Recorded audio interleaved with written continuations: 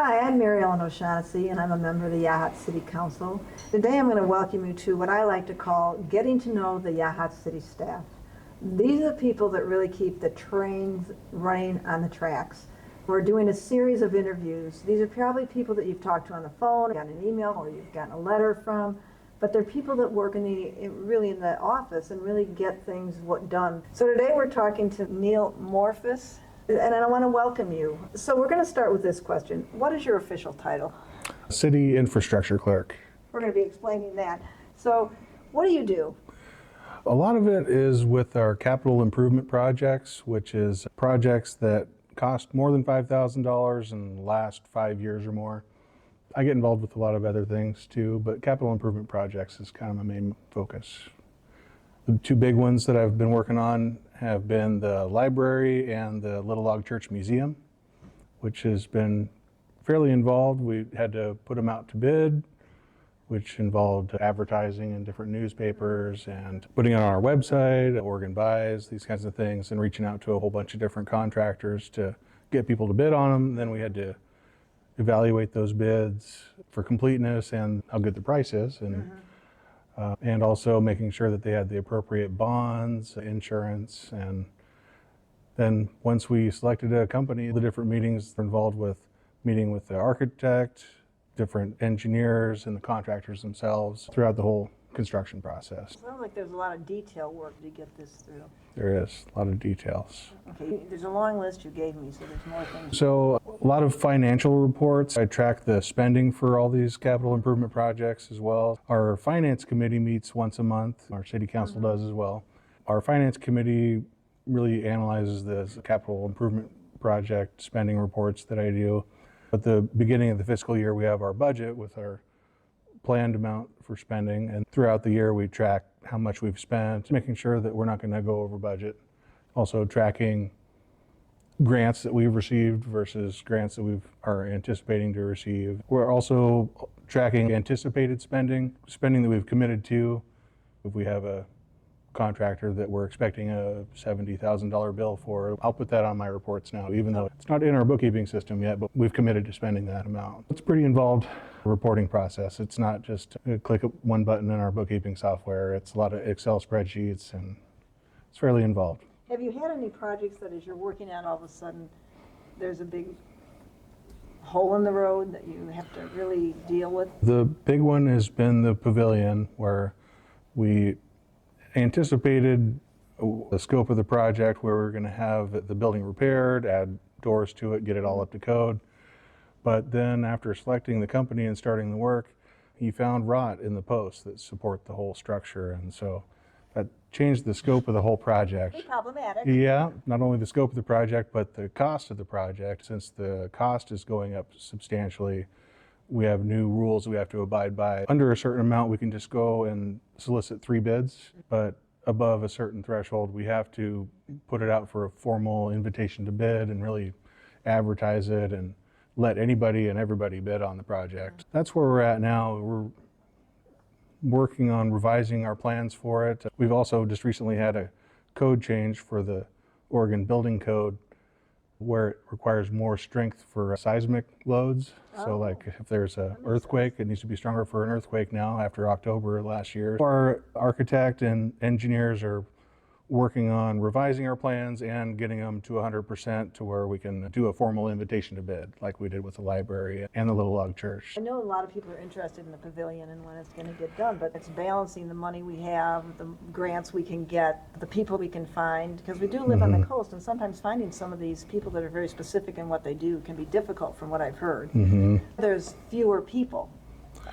Well, the good thing about doing the invitation to bid is that when we do that, and especially with the Oregon Buys website, it categorizes companies by what kind of work they do. And so we send an email blast to those specialized companies that do that kind of work. We get a lot of hits just by using that one website. And then, of course, with advertising and the Daily Journal of Commerce and things like that, we'll get a lot of hits. We don't know what the price is going to come in and at, but we're hoping that between this fiscal year and the next fiscal year that starts in July 1st, that with any luck, we'll have it finished by fall. Wow. We're hoping. Yeah. Well, the library's now done, which is pretty fantastic. It went pretty fast.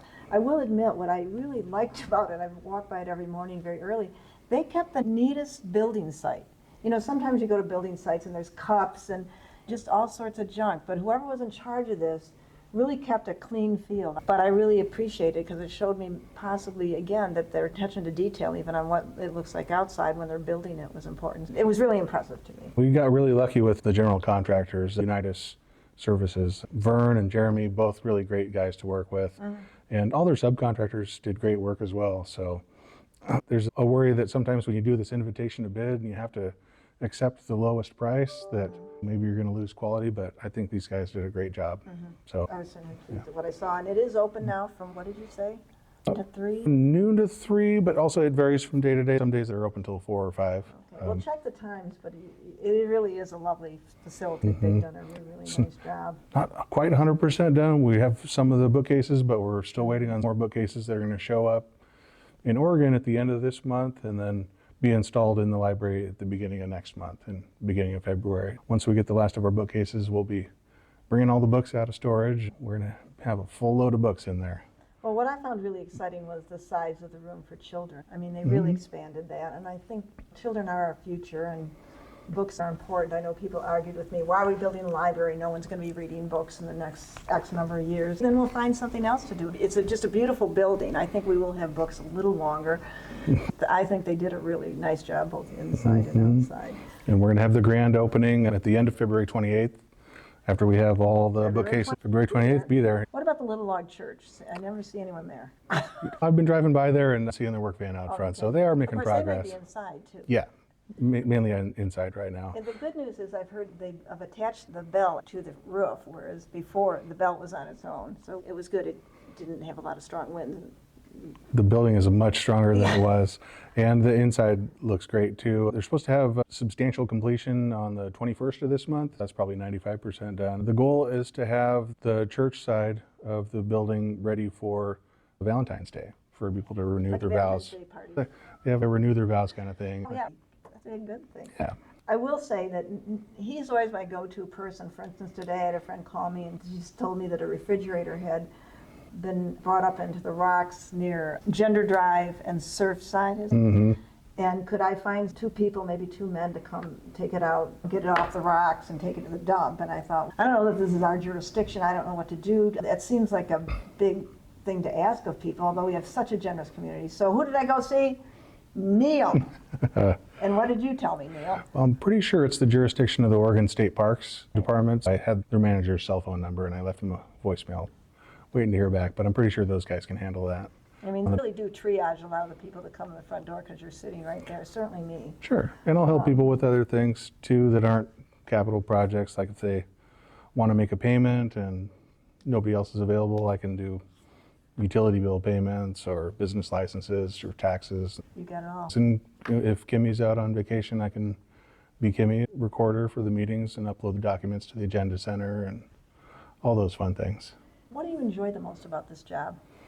I really like it when all my spreadsheet numbers add up to the right amounts. The numbers match up with what they're supposed to, and also really like working with our dedicated volunteers that we have in town here. A lot of these projects couldn't happen without all these volunteers working with us as well. I think those are my 2 favorite things. Okay. I just love hanging out in that new library over there because that's a really beautiful building. So if we can't find you, we'll go find you. Especially I'm always in- looking for you because he's a technology expert as well, which, trust me, my knowledge is limited. Yep, unofficial IT guy. What is it that challenges you the most? Did you come into this with so much experience in any of this? You know, with IT work kind of, but not really in an official trained capacity. I mean, the capital projects, that's all new to me. I had done some Zoom meeting hosting and that kind of thing when I was a temp for the city for about 2 years before I became a permanent employee about 2.5 years ago. So I had some experience with that from my time as a temp, but a lot of these things with the capital projects and the spending reports, that's all learned on the job. Our finance committee members have showed me the way to go on the bookkeeping software and how to generate these spending reports. So there's a lot of these things I couldn't have learned without the volunteers. I was just going to say, it really comes to our volunteers sometimes. They're very helpful when we bring new employees in. And that's what you find the most challenging, just coming in and figuring it all out? I think projects that don't go according to plan, like the Pavilion, I think that's probably the most challenging thing right now. I think planning for the unknowns. There's a certain amount of risk mitigation you have to do sometimes, and sometimes maybe budgeting for a unplanned contingency. You know, you might need to put an extra $30,000 on a project just because you don't know how it's going to go. I think risk mitigation is tricky sometimes. Well, it seems at some level you had a steep learning curve, but you got up there well, and again, that's been such a help to me. In terms of the function of the City Hall, it just seems like all of you work really well together. I mean, that's the other thing I'm impressed. When I come in, it just seems like everyone, we all get along. We've got a great team. Yeah. We all do, and we all work together well. If one of us needs help, I'll step in to help Lorraine or Rebecca, or they'll step in to help me. We all work together. Yeah. And if I'm doing my financial reports and I come across something that's maybe not quite 100%, I can work with Diane and we can make these adjustments to get everything. It's a big job. We got to work together. Yeah, well, that's exactly right. They do keep the trains on the track because there's a lot to be done in the city. I know some people say, oh, you have too many people. We really don't, with everything we have going on, all the projects, some that have just been delayed for a variety of reasons, and they needed to get done, and that's what I'm happy about. So, between doing all this, what do you do when you're not here? What do you do when you're My not off home? time, well, I like to watch sci-fi movies or play video games, or I like gardening. I usually will grow strawberries and tomatoes, and like walking around in the woods sometimes. Anything else you want to say about working for the city? Well, I think it's great that we have a really good team and a really great city manager that's a good leader, and a great city council too. I mean, we can't do it without you guys. I'm the weak link, to be honest with you. Yeah, we do have a good city council, I think, overall. Collaboration between the city manager and the city council, that's got to be a strong connection for everything to work properly. So we got a great team. Anything else you want to add? It's been really great working with the architects and engineers. We couldn't have done that library project without the interior designer, the architect, and the engineer for the Little Log Church Museum as well. It takes a lot of experts to make these things happen. Well, I think, again, I don't know you well, but I certainly come to you often for advice. It seems to me that these are areas you've really grown in and you've learned a lot. I mean, you seem like somebody who wants to be challenged. It's definitely been a learning process. This is actually, I'm sure it was a heavy lift sometimes, but from my viewpoint, and I think most people, you have a lot of territory to cover and you do it in a good way. Thank you. Well, thanks for listening again. I hope we're going to be making a number of these so you get to know more of the staff, many of whom you've probably talked with on the phone. But I think this is good for us, but it's mainly good for the citizens to know who's serving you.